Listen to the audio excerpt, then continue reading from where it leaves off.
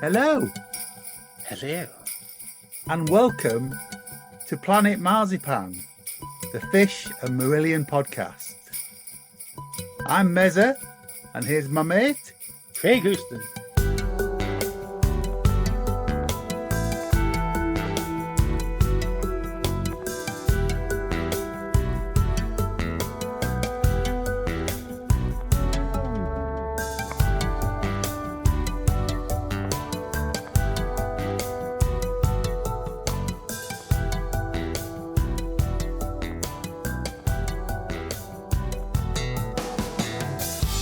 Hello, welcome to Planet Marzipan. I am Mezza. I'm here with my good friend.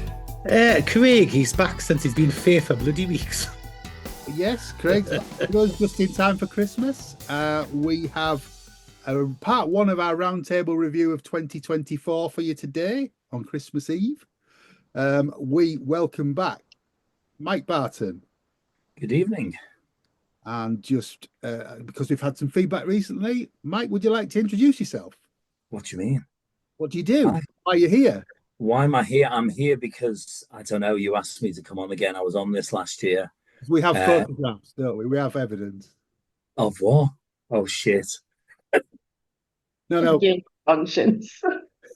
Mike's probably sold you a T-shirt across the years. He's been a fan for how many years? Been a fan for way too many years, since 83.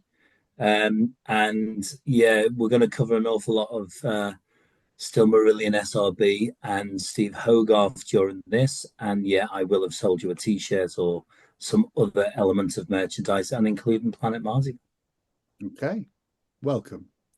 We welcome back Georgina Wistow. Hello. Hi, Georgina. Why am I here? Well, In it's the either this nicest possible way. Why are you here? Yes. Because we love her, that's why. Well, I don't know, because you asked me. And I love being on here. It's always really good fun. I get a feeling that I've probably got less to say tonight than normal because there's not been much going on Marillion-wise, but probably since September. Well, so we started in July talking about stuff for Port Zealand.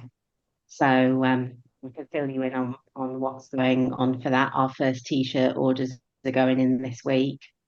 I've already got merch under my bed, so it's starting. Okay. So yes, Georgina is the merch queen from Port Zealand, amongst many other things. If you've heard our Fear episodes, you'll have heard George talking about the prep for the first Albert Hall gig.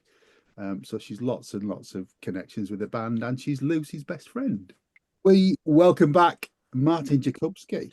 Good evening. Hi, Martin. The guest on our most listened to episode of the pod this year. I'm still, as I say, I'm still shocked and stunned that anybody would actually want to give me the time of day, never mind listen to my insane rantings. But it's delighted to be back and nice to be asked back again. Yeah, well, Martin's here in his capacity as a fan, but also he's here in his capacity as the lead singer of the Steve Rothery Band and the lead singer of StillMarillion. Indeed. A fan of how many years? 86. What does that make? 30, 38? Is that right? 38 years? Yeah. 38. I'm probably, that's probably low in comparison to quite a lot of fans, because I was probably a little bit later coming in than many. But you know, I'll take 38 years. I think that's a decent innings. That's not bad. Decent Not bad going. And we also welcome back Mark McCormac. Hi, Mark. Hi, guys. And Mark, he gives his name, but he's also one of the coordinators of Marco's Marillion Museum, the online museum and the archive. Yeah. Mark, how long have you been a fan? Since 82, since Michael Square Heroes, so 42 years and a bit. Wow. And Wow. yeah, and we've started helping the band now at the Deluxes as well, so yeah, making use of all the stuff we find, like a Womble, you know. Uncle Bulgaria. Yeah. Okay, well, look, it was a really valid point, somebody asking for us to introduce people. I think it's important to get some context of why these guys know what they're talking about. when they know what they're talking about. I'm going to stop you right there. I've never purported to know what I'm talking about. I can concur. The whole premise of this podcast is we don't know what talking about, Mark, so that's okay. Okay, so we're going to tackle the first 6 months of 2024. How was 2024 for you? Was it a good year? Was it a bad year? What went on with the band? What went on with the tribute acts? What went on with Fish? Listen on and find out.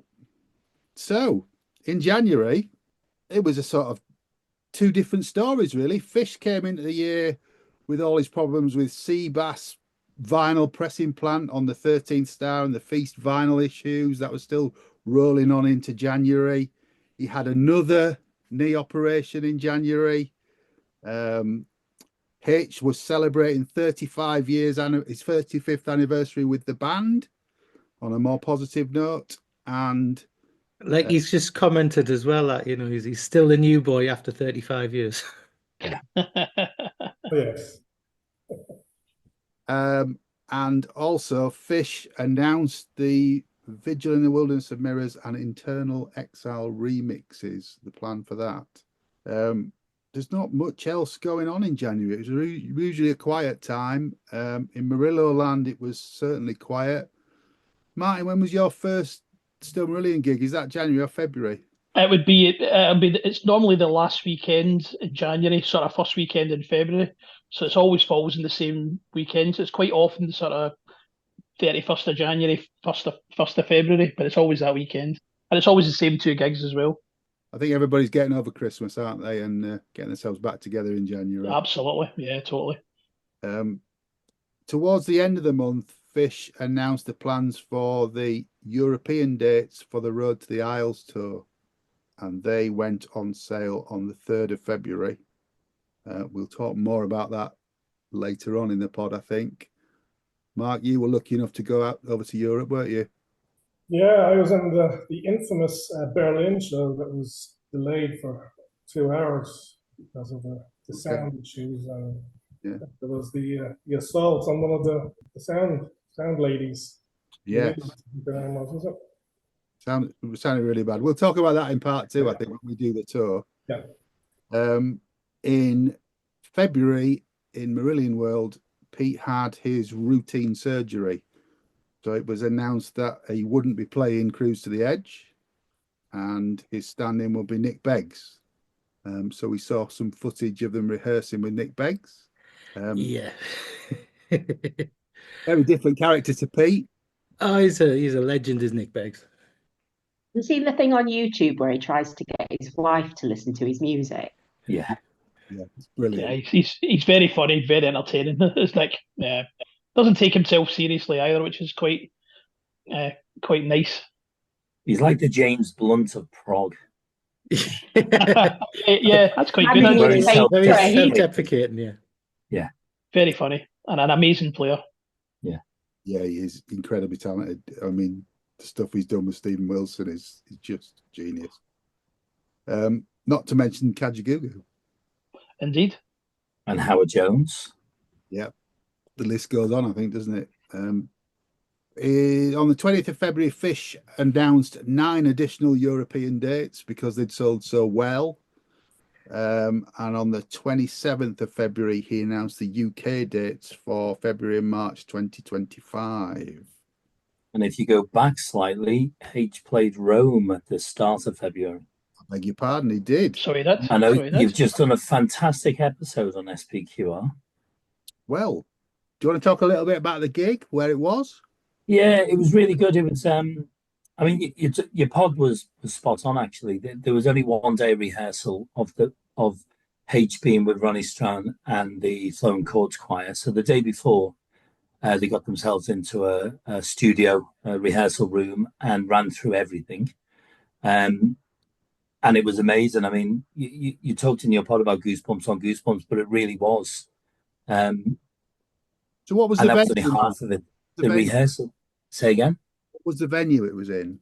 I can't tell you what it was called because I can't remember, but it was big. It was a 1,200-seater theatre and there was 1,000 people in. So the 2 balconies were empty, but that's where the cameras were based. Yeah. But it was a massive place. I mean, I walked 14 miles that day inside the venue. It was that Jeez. big. It was huge. Um, but it was gorgeous. It's got an outside venue. It's got almost a natural amphitheater or a built amphitheater outside for outdoor shows during the summer. It's like it's got the Philharmonic Orchestra in there. There's lots of theaters and rooms and venues within the venue. It's a massive complex. Um, but as you've said in your pod, just the songs that were done and the versions with the once Ronnie Strong came on and the Flowing Chords choir just lifted it. I mean, standout moments for me were Crow. All of that second part actually, Crow, Nothing to Declare, Acid Rain, Man of a Thousand Faces, and Easter. They all benefited from having the choir as well as the band. And whilst the Marillion tracks were totally different to how Marillion do them, and that was quite unique about what Ronnie Strong bring. And you know, this release wouldn't have come out if David Costa and Ricardo Romano had not have had their work put on it. So they've done an awful lot of work to get this out, and it's the first H Blu-ray as well. So he's had DVDs out before, but this is his first Blu-ray, and just the quality is superb. It's brilliant. I absolutely love it. Absolutely love it. And I love, like I said on the pod, the arrangements and stuff in it are great. Yeah, I think for me, and I know I'm slightly biased, but I'm still a fan. I still get the goosebumps by the music. I still get the tingles and the tears. This was like H's Royal Albert Hall without Marillion. This was a big, big event. Don't underestimate how big this was. And for this to come out on a Blu-ray and a double CD, and it's flying out, people are loving it. The feedback that's coming through Facebook and the internet's fantastic about it. It's really cool to see. But it was superb, absolutely superb. Well, it's not really a H Natural show, is it? Because H Natural he can take wherever he wants, and this was a fixed set list. Absolutely. I mean, we've talked about it. If you've heard last week's pod, you know what we're talking about. I mean, Ronnie Strand and the Flowing Chords had rehearsed, and they'd done several rehearsals and ran through it. But to have, one day in the studio with H running through this before going onto stage is phenomenal. Well, as we've said in the pod, he's looking across at Ricardo, and Ricardo put the harp out, and it's as though H didn't expect him to do that, it's great. It's really good. But yes. And we talked to him. I think we interviewed him back in January, didn't we, Craig? Yeah. It was ages ago. It seems like forever. Before that gig, he was prepping for that gig at the time. So, yeah, an early highlight, definitely that one. So, Cruise to the Edge was March. Mike Hunter actually ran a 10K in aid of cancer research in February. He did? Yeah, very impressive. Yeah, definitely. And 3 members of the SRB band appeared in the Band of Two Acts as a separate show for John Farrer's 60th. So that's the tenuous link of where we get into the SRB. Mm-hmm. That was Dave, Leon, and Yatin. But yeah, go back to talking about when Fish announced his tour. I think we all had a bit of trepidation, especially about the European dates, with how many dates there were close together, whether he was actually going to blow the tour or not. And to be fair, I think he's done really, really well to have only lost, considering how grueling that schedule was. He only lost one show, didn't he?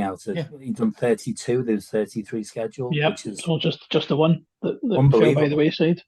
It is unbelievable. I was the first to look at that schedule and think, he's almost setting himself up for failure there, because he probably hasn't toured with that level of intensity of dates for a long time. And with all the best will in the world, he's not a young man, and he's had his health issues, so I had real concerns about him getting through that. But fair play to him, he pulled it off. Well, the other thing that happened in March was the furore about the final show. Yeah. They announced the final Glasgow show on the Sunday, and it sold out. So then what did he do, Craig? Well, He instead of going announced for the the Saturday, Monday. Yeah. I don't think he could get the Saturday, but it just the cleverest thing to do would have actually booked the Monday and had the Sunday in reserve just in case it sold out fast. So It was we're quite interesting because there was quite a lot of kind of concern from a couple of members of the PZ merch team. Because we all have to be there on Tuesday to do the loading. So Alan and I are going over at the weekend, and then the team are coming over on Monday. So a couple of people who were quite concerned about obviously missing the last or not being able to be, in Holland for the right timing. And I was just like, oh, by then he'll be knackered, so I'm not super worried. Really dismissive. So the fact that he's like absolutely firing on all cylinders, I'm a little bit like, maybe I should be worried about this. yeah. We'll tell Rich Neal it was awful. You're okay. Right. Yeah. He's coming over to you, isn't he, on the Monday, I think now. So Yeah, but yeah, I think they're all flying in with the crew now. so we're doing the fish gigs on the last two, but we have made sure that the final gig we've actually got seats upstairs in the balcony because with like doing that on the Monday night, home on Tuesday, flying across to PZ on Wednesday, and then through till the Monday. It's going to be an interesting week, shall we say? You're Stretch is knackered. by Sunday, I think. Yeah. I done the same. So I booked the balcony tickets. Have you? I fly home on the Tuesday and then I have to fly Amsterdam on the Wednesday. So it's going to be tiring. The you're all flying. I'm bloody driving to Amsterdam. Yeah, we always drive it, Mike. We always have. Yeah. Are you driving, Mike, because you have a car full of merch? No, I'm driving because actually it's A car full of alcohol. easier. It's just easier. Yeah, and there may be some alcoholic beverages coming back. Okay. In March as well, the band was bought Pete a lightweight bass because Pete was starting to recover from his surgery. So they bought him a lightweight bass to speed up writing on the album. We'll talk about that later, I think, how that went. Yeah, it's very, very slow going. I mean, what we at end of December now, and there's been so many. I mean, we had a running joke as well, didn't we? With Rothers keep booking dates for throughout the year, so that was kind of getting in the way of anything going on. Bless him. Yeah, if anyone wants to know what's happening to that album, they just need to look at his Facebook timeline to know what's happening with that album. Yeah. Because the chances of them all colliding in the same room with instruments in hand has been quite low this year. There's more chance of me and you doing that. Well, it'd be a brilliant album, Mike. Our mums would love it. Yeah, and mine's dead. I'd kill herself if I brought out an album. Well, let's do it. Let's do it. On it. In April, Planet Marzipan met Ian Mosley. Brilliant. Absolute legend. I love that man. It's great every time he's on the pod, and him and Lucy and that. It's always a laugh. Comedy gold. He's great, Craig. Yeah, my favourite shows as well. Anything with Lucy in them. Well, if we interview one, the other one always wanders in halfway through and joins in. So it's good value. It's good value. But yeah, it was really, really great chat. If you've not heard that, go back and give it a listen. It's fantastic, even though I say so myself. When I used to interview Ian when I was writing the book, we used to do it in their conservatory. And Lucy and Alan are quite similar to each other in a lot of ways, so they can entertain each other for time on end. In fact, when I'm traveling for work and Ian's on tour, they quite often spend time together, but they'd get bored eventually, and then they'd want to sort of know what we were doing, but we'd obviously be, and then they'd like start popping up, get the window, like outside, and like, the window, just trying to get in. So it's even, when they're not being recorded, eventually one turns up if the other one is doing something without them. The best thing is in Port Zealand, because I'm the one that's static, because I'm based obviously at Merch. And then for the rest of the time, it's just a constant revolving door of one of them coming and asking me if I know where the other one is. It's like they You do. just point in different directions. Going back to the timeline then, in April, we had our first significant release.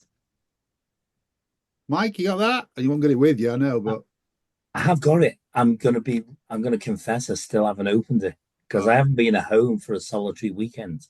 Craig was so pleased. Transatlantic released Morse Fest 2022, a 5 CD, 2 Blu-ray box set. Oh, does somebody prod Georgina, please? On the podcast, honestly, now. That's a lot. That's a lot. That's a lot of prog. It's a lot of I transatlantic. love transatlantic. I just haven't had time to open it yet. Mark, I've got a free weekend next August. I think I might do it then. I love transatlantic. Yeah, seen them loads of times. But, what did you make of this release? I haven't played it yet either. Oh, Sorry, Pete. well, I've played it. It's absolutely bloody brilliant. George would hate it. I'll be honest with you. Kind of like Craig, I'm getting a bit bored with similarities with Neil Morse's music. I think he turns it out too quickly. Okay. Controversial. Craig, back me up. No, well, Craig doesn't know Neil Morse's music, so he can't back Does he it. now? I don't do prog. Doesn't do it. The new Neil Morse and Resonance album is a bit same as he's done before.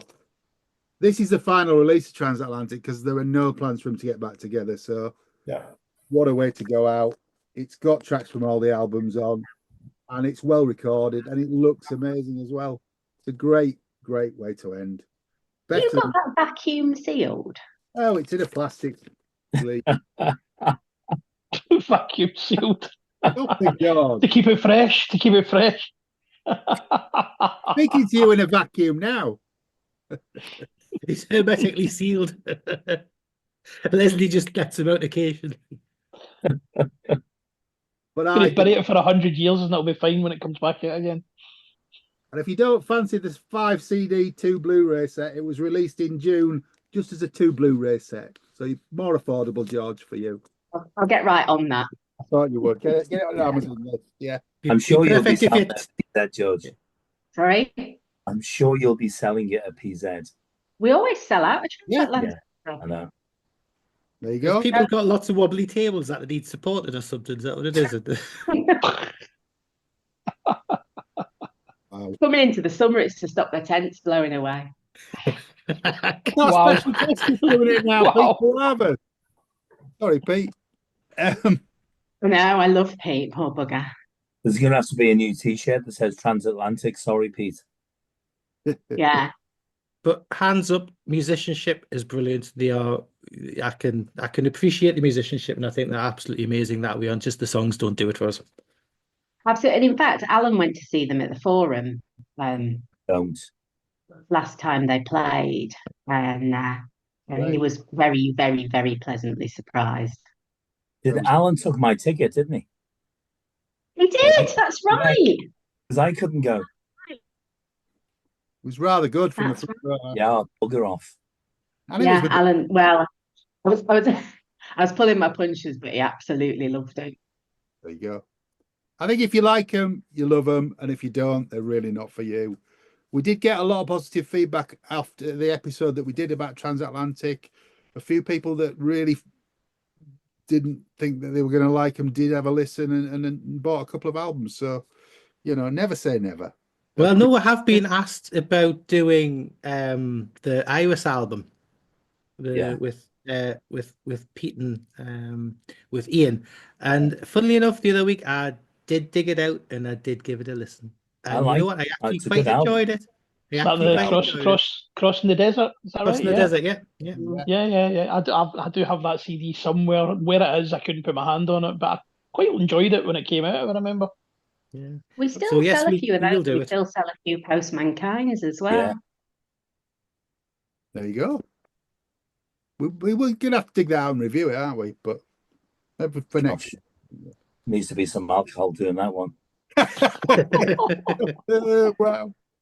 Okay, back onto the timeline then. In May, Fish started updating us on the Croft and his grand plans to retire. Yeah, and he's still not there yet. And he put the Haddington house on the market. And it's still on the market. It's still on the market. Yeah. Nobody made an offer.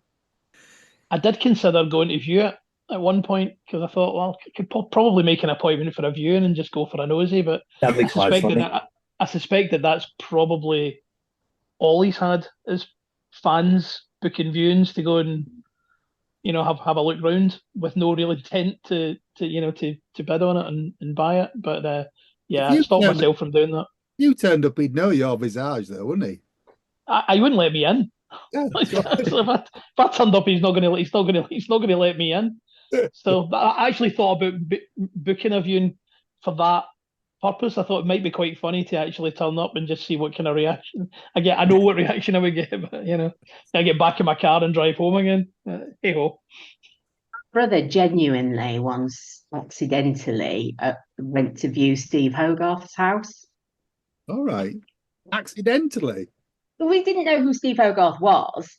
And it wasn't, he had a little studio in the house. And so my brother said, "Oh, are you a musician?" And he said, "Yeah, you could call it that, with pulling his punches and stuff." And then he looked at Matt and went, "Hang on a second." And Matt went, "What?" And he was like, "To George." It's like, "Oh, how?" So I didn't know any of this had happened. And then we were at a gig in Prague and he just yelled over this hotel reception, "Did your brother never buy my house?" What that means, because Matt hadn't mentioned it to me and he hadn't. But yeah, he turned up genuinely to view his house. Wow. That would have been small world. Yeah. I do worry about, obviously, putting my psychologist's head on for a moment. I do worry about Fish and his craft because people for whom their energy goes outwards tend to need a recipient for that. Yeah. Yeah. And the sheep ain't going to give it. No. I reckon 6 months. I know we've talked about it before and I've kind of touched on it before, but I mean, where he's going, it really doesn't get any more remote than where he's going. And I kind of share that view that I have concerns that he might not do too well once the reality sets in of this is now my life. I think, it wouldn't surprise me if he ends up, buying a flat in Edinburgh and spending some time back in the city again. I think he'll probably end up needing to do it for his sanity more than anything else. But I mean, it's one of those things that I've thought where you're kind of hitting past 65, and yes, you might want to retire from whatever you're doing, but to go up to there to essentially to work, even if he's in the best of health and things and stuff like that, he could only do it for a few years before he would have to have somebody to come in to manage the croft for him and to do stuff like that. So it's just, I mean, great, fair play if he's got an ambition and got a life where he wants that new kind of lifestyle. But I'm with Martin with it. It's for being such an outward person. Yeah, it's going to be a difficult transition. Changed his tack slightly because originally he was not going to do any music, was he?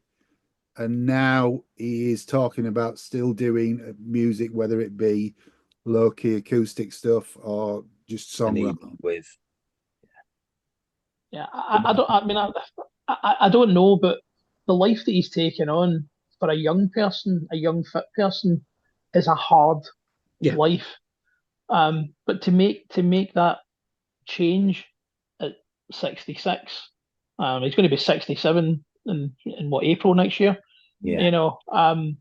I do worry from a health perspective that all it takes is for him to suffer some sort of health setback, and then you think, well, who's going to make that happen?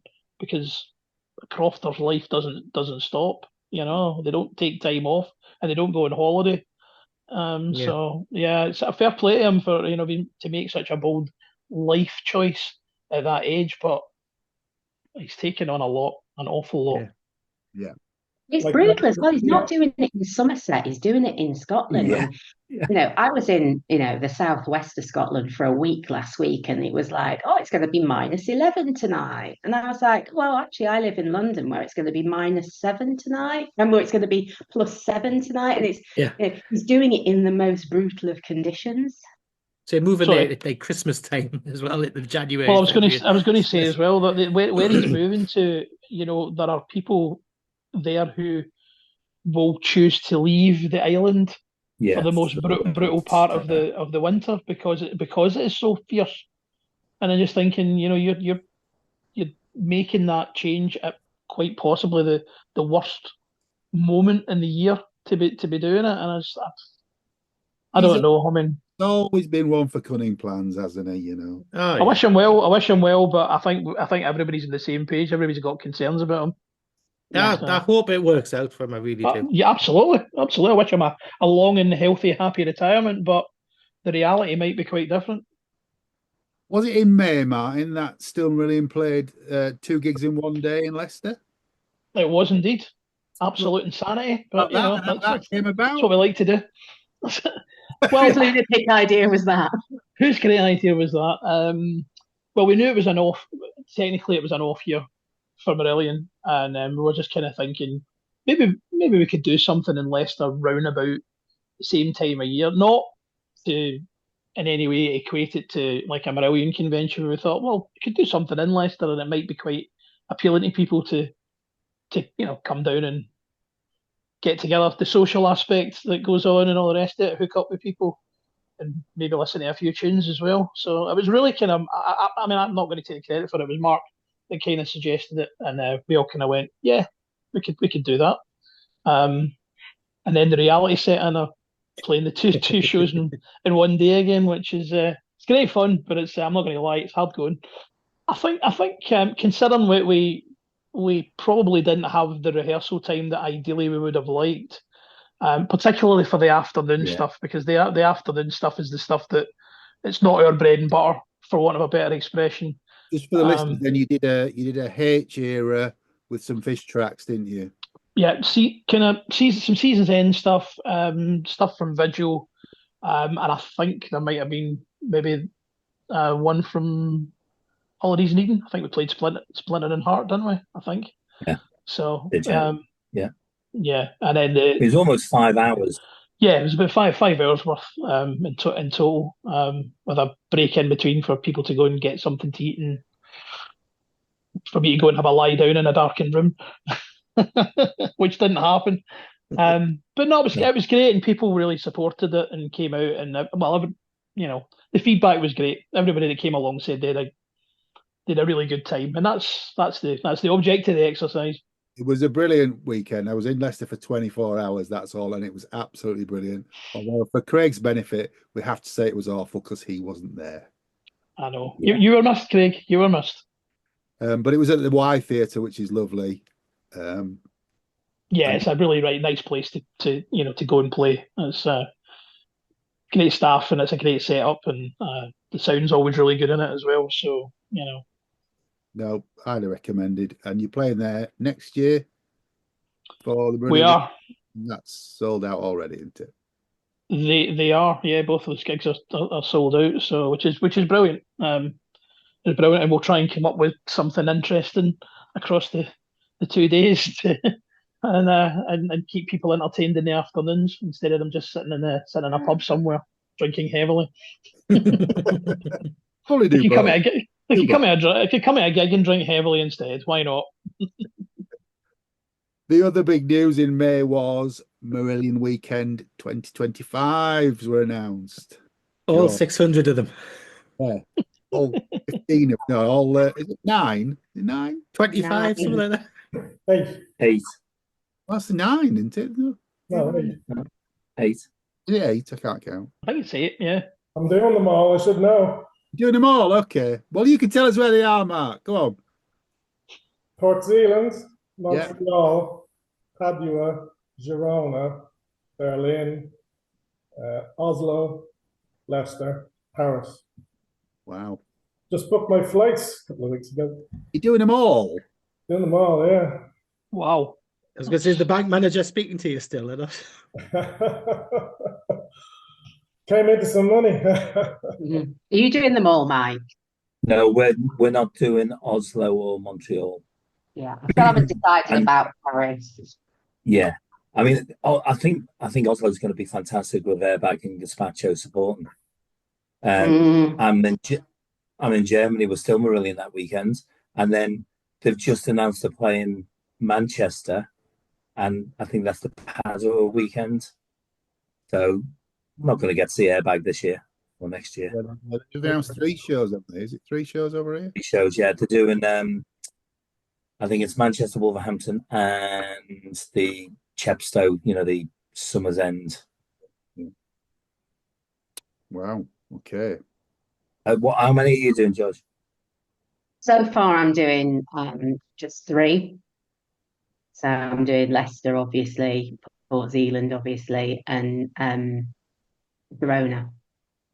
Cool. Okay. Well, we're So looking. I'm undecided about Paris. I never do Montreal because it's not a city I'm that fussed about. Seems like a long flight to do something. And Oslo, if I go to Oslo, because I've only ever flown through Oslo to somewhere else in Norway, so I feel like if I went to Oslo, I'd want to do it without running gigs. Yeah. You'd want a proper holiday. Yeah. I do like Oslo. It's a really lovely place, but Yeah. Expensive. Yeah, it's a shame actually. I'd love to see the Gazpacho boys again. I haven't seen them for ages. Yeah.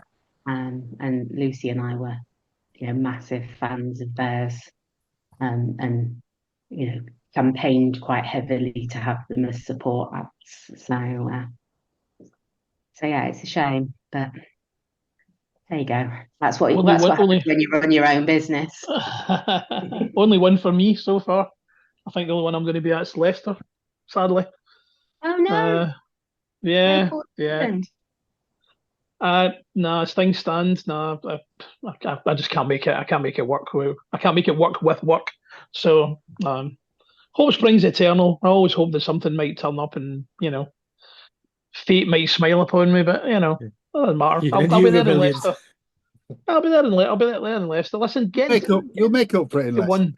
Getting to one is more than what some people get to do. So yeah, I'll be grateful for that.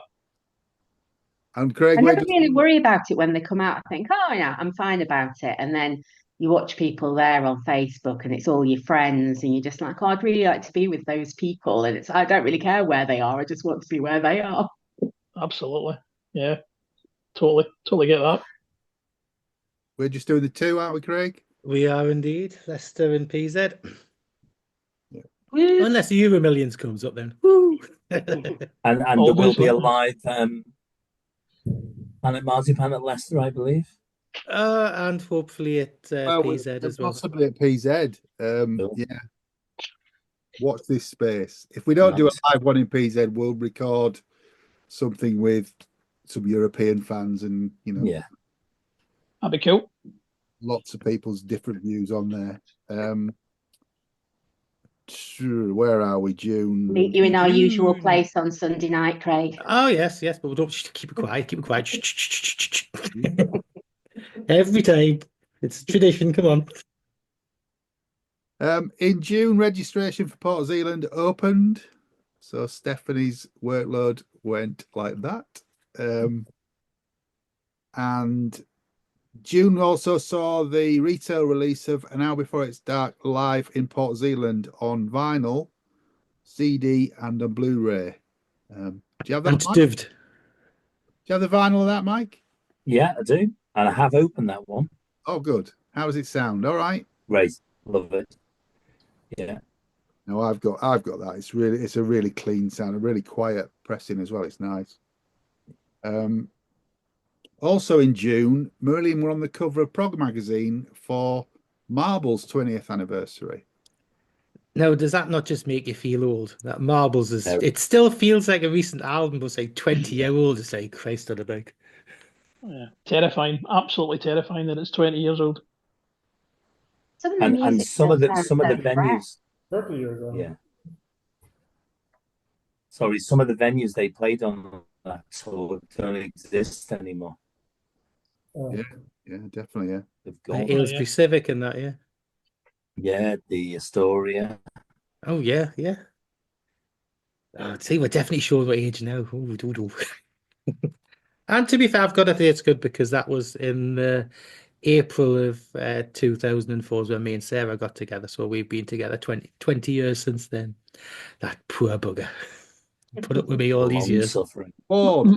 Marbles was also very significant for Scottish fans because the Marbles tour was the first time that they played in Scotland since Strange Engine. That's right. It's been 7 years since they played in Scotland. And you were involved in a band, Martin, that played on the night off in Oh wow. I was, the night before. Show. The infamous what's the correct term? Done up like a kipper. Is that the right phrase? It was a great show. So this was the Monday night. The band had come over they'd just done Dublin and Belfast, came over day off. And you, in your former band, Forgotten Sons, were playing at McSorley's. Well, the thing is that we weren't planning to do anything because it was a Monday night in Glasgow. You think who the hell was going to come out to a gig on a Monday night? But there was a kind of growing kind of pressure for to put something on because a lot of folk were sort of saying, "Well, there's going to be loads of fans in the city. You should do something." So it was arranged pretty late on, if I remember correctly. It was quite close to the time. We thought, oh yeah, what the hell, well, yeah, fine, we'll do a pub gig, and that's fine if people turn up, great, and if they don't, little did we know, obviously, but wheels were turning in the background to get people along. But it's a great memory, a special night. It was great that band and crew all turned up in huge numbers, and my mate was doing the sound for us that night as a favour to me. And then obviously Marillion's crew came in and just kind of like took over, and he suddenly found himself redundant for the night. So he just spent his time at the bar instead, just joining the gig rather than actually engineering the gig, which was quite funny. It was the drummer. Was it Jim or Alan? It was Alan. Yeah, it was Alan. And Alan turned up late, and Alan came in all red-faced and sweaty, and saw Ian sat at his drum kit sound checking, and ran out and puked in the gutter. He did go outside, and he was sick. Yeah, he was. God love him. I'm still in contact with Alan. He's still playing. He's a top man and a great drummer. But yeah, it was great with Ian and Pete and Mark all got up and played with us that night, and it was a really great atmosphere. I think we've got some episodes planned for Marbles for 2025, so it'd be good to get 21st birthday one. That'd be cool. Missed the 20th anniversary. We'll do the 21st. Yeah. I'll come on a row about Neverland with you. Yes, please do. Little heard track, Neverland. Yes, seldom heard. In Fishland in June, Vigil and Eternal Exile boxes were announced for a proposed, easy for you to say, July the 22nd release, and the remixes would be on streaming. Did he make that or not? You're going to have to listen to part 2 to find out. I'll give you a clue. Got a 50% chance of guessing right. In June, also, the Steve Rothery Band did their now annual, biannual, I don't know. I don't know, but occasional Manchester. Yeah. Well, started in Glasgow. Sorry, you did. Yeah, a weekend in Glasgow first. Which venue was that? That was the Oran Moor. Yes. Mark, you were there, weren't you? I was there, yeah. Great weekend. Spoiled a bit by Fartgate at the back of the bar. Really? On the first night, someone kept farting. And it was like someone had died in the room, and people kept moving. There was this big empty space that people thought, oh, there's a space, I'll go in there. And they kept moving off, But the second night, it was even worse. Like, it was crazy. Absolutely hell. You can't blame Martin. He was on stage. I was going to say, for once, I'm in the clear. Can you project it? Can you project farts? If there's a fan around, I suppose. I don't know about that. Yeah. Well, maybe. There was none of that. None of that in Manchester. It was far. No, I would far say far more civilized. That's Far the more word. civilized. Yeah. No, it wasn't civilized at all in Manchester. It was absolutely bonkers. As with the Glasgow gigs, my home city did not let us down that weekend. The two shows were great. The Manchester gigs, well, how many superlatives can I use about playing in Manchester? I've run out because the gigs there are always so special, and just when I think they can't get any better, they always go up another notch. So These are celebrating 45 years of Steve being in the music biz, then, weren't they? So the set list was spread right across the years, wasn't it? This time. Yep. I was very keen to sort of do a sort of set list that encapsulated all of his time in Marillion from the early stuff. I'm not right up to date, but we came a bit through the H era stuff as well, and I got to play one of my all-time favourite songs, which was Runaway, which I was asked if there was anything that I could suggest for the set, and that was the first thing I said. Can we do Runaway? And he went, yeah, we can do Runaway. Oh, okay, motion carried. Sounded great, really did. Great job, Martin. Brilliant. Thank you very much. I do love that song very, very much, and each time that I've sang it, it's taken me pretty much everything to hold it together when I'm singing it, because I do find it quite an emotional song. So yeah, but it was a great thrill to play it. It can be quite wrecking listening to it, so I imagine singing it. So. Yeah. Well, I've been wrecked watching Marillion play it, and many a time, like emotionally, when I've been watching it. So, but to be kind of in the bubble and be part of it was unbelievable. It's got one of the most underrated Steve Rothery guitar solos, in my opinion. I think the solo on it is absolutely. I've told him that. I said I think that's one of my favourite solos, and I wish they would play the song more often. But they've got that much to choose from. I appreciate it's very difficult. It was strange in Glasgow, stood with your StillMarillion colleagues watching you. I'm sure they were less than complimentary about me. They were from very start to finish. The amount of superlatives they were using. Yeah, no, I think I know exactly what kind of superlatives they've been using. I would have been getting torn to pieces by those reprobates, and that's exactly what I would expect, because if it was the other way around, I'd be doing the same to them. And I think I Am the Morning supported in Glasgow, Manchester, and then Dave Foster Band in Manchester as well. Yeah. Right. That was really good. Great supports. Yeah, great supports lots. And in Manchester, did Jennifer come on in with him? Sorry. No, come on with him Manchester. in Manchester. Did she do that? Joe sang, didn't she? Yeah. No, she didn't do it in Glasgow. I'll tell you the story behind Enlightened, because I haven't actually told anybody this really publicly.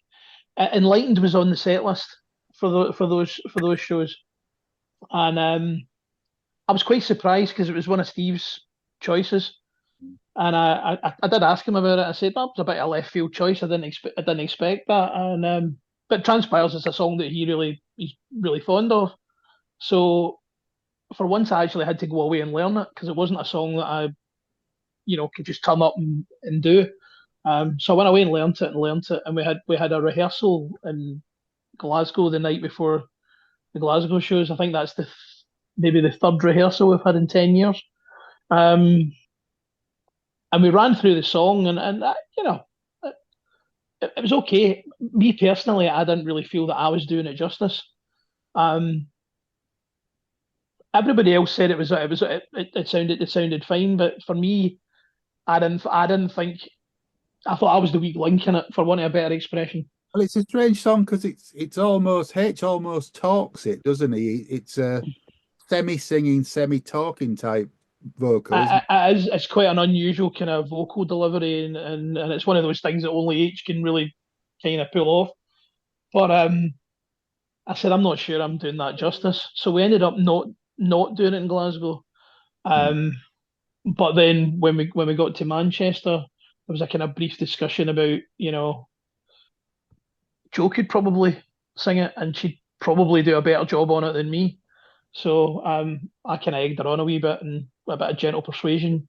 She decided to go for it, and she was great. She was really good, and I think it suited her voice probably better than it suited mine. Yeah, it was really good. Yeah, it was great. It was great. I loved watching it.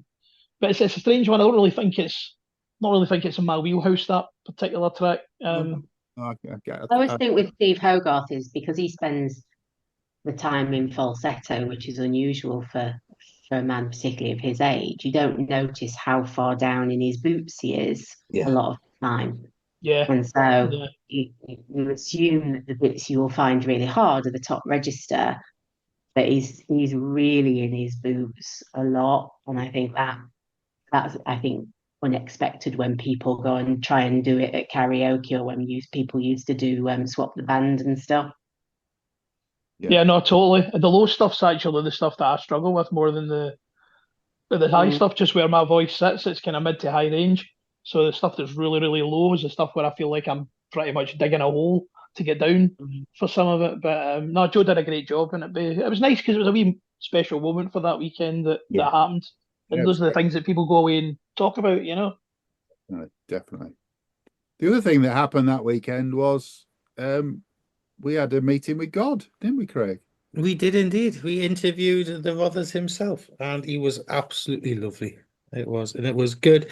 It was funny because we've spent before about like interviews, and considering that how much of a hero he is for us, it was such a relaxed, casual, just good banter, good crack on, and thoroughly enjoyed it. Yeah. One of our favourites, isn't it? Yeah, definitely. And he was lovely to us, you know. We asked him, there was no agenda. We asked him anything we wanted, and he answered it all, really. Told us about the 15 albums he's working on currently and all that sort of thing. It was great. He's always spinning plates. He's always Absolutely. spinning plates. Always got multiple projects on the go at the same time. Absolutely. Mike, was it you that somebody told us a story about? Oh, no, it was Ian. Told us a story about when he met up with Steve Hackett recently, and Hackett asked Ian if he knew when the album that Rothery's working on with Steve Hackett is coming out. Yeah. So, yeah, there you go. One other thing that I've kind of skipped over, but was in June as well, An Hour Before It's Dark was number 2 on the music video charts behind Taylor Swift. Yeah. Oh yeah, I remember that. I remember that now. Yeah, now that you brought it up. Yeah. But the funny thing is, though, it's good and bad. The bad bit is could they have actually got higher if the amount of versions that had sold through Racket could have been included, because that might have spun the dial a lot differently, because obviously there's a lot more people that have bought it direct from Racket that have gone and paid a little bit extra at HMV for it. Plus also the retail version. Square up Taylor Swift, though, this particular year. So the distance behind Taylor Swift that they will have been, Craig, that wouldn't have made a slight. Yeah. Okay, so yeah, it depends on how many of the Swifties actually buy physical media, but still as a percentage, it'll be massive. You've seen how there'll be lots of dirty old men buying Taylor Swift albums. Yeah, I'm not going to say anything about a special clean cover or something. No. On that bombshell, we've reached the t-shirt, Dirty Old Men. Reached the end of June. I think that's the end of the first episode, John. You have actually missed 2 other SRB shows. Go on then, in June. They done Midsummer's Prog Festival in the Netherlands. In Valkenburg. Where they headlined, and the support was Arena. Oh yeah, how was that? It was indeed. How was that? It was really good. Anything you talk about on the pod? It was interesting. We went and watched Arena, didn't we, Martin? We did. So we had seats essentially on the front row. There was some reserved seats for us in the front row, and bizarrely, all the time that Arena's been on the go, I've never managed to catch them live. Wherever they've been, I've been somewhere else. So I was really keen to actually catch them. So Mike and I decided we'll sit and we'll watch the Arena set, which was great. And but you can tell this part, Mike. You don't need me to tell it. Well, his name's just gone out of my head. The singer, bloody hell, Damien. So Damien, we were sat there, and there was like a concrete step in front of us. So Damien came and put himself right between me and Martin and thrust his crotch into our face. Unbeknownst that Martin was going to be headlining on with the next band. So we had a bit of that. Damien milked the audience and got up the steps, got about 5 or 6 rows up on the steps. Yeah, he did. He'd done a great show. They went on, they had some technical difficulties, so done an extra 10 or 15 minutes into the changeover time. They did. SRB still managed to come on stage at the right time and I'm saying this as someone who was there as part of the crew, but absolutely blew the audience away. They stole the show. Martin will never tell you that he stole the show, but he did steal the show. But Martin decided to go for a wander during a particular song and probably got about 16 rows up the steps. I did it more. I did it more for a bit of fun than anything else during the end section of Fugazi. And the rest of the band, I think, were quite confused as to what I was doing because I just decided to step over and ran up the steps in the middle. And I think I got about 15 or 16 rows up, and it was just more. Yeah. It was more just for a bit of humour than anything else. No harm to Damien at all because he's brilliant at what he does. He's a great frontman, what was lovely singer. Was Arena watched your set and really enjoyed it as well. Well, it was nice, and the fact that Damien actually came and sought me out after the gig to see how much he'd enjoyed it and complimented it was really nice. So we didn't need to do that, and that was nice of him to go out his way to do that. But they were really good. So I enjoyed the Arena set. The whole a few times are great, yeah. The whole it was a cool location.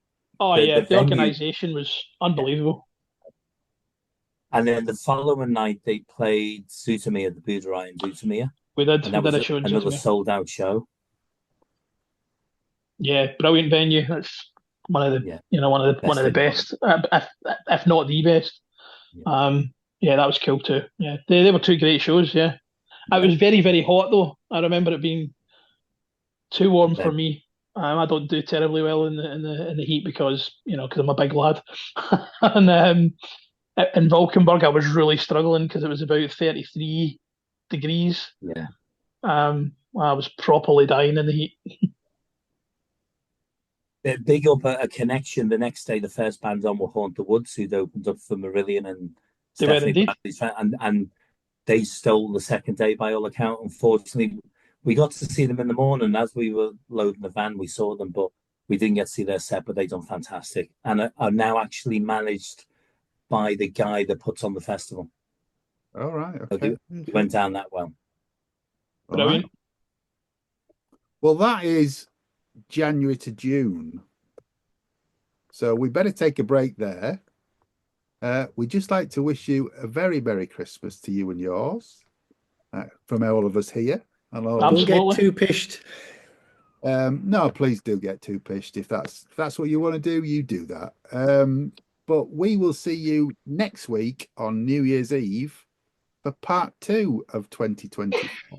Which is where all the main releases in the year actually came out. Quite a lot to talk about in part 2. But we would just like to thank Mark McCormac. Thank you. Merry Christmas, everyone. Martin Jakubski.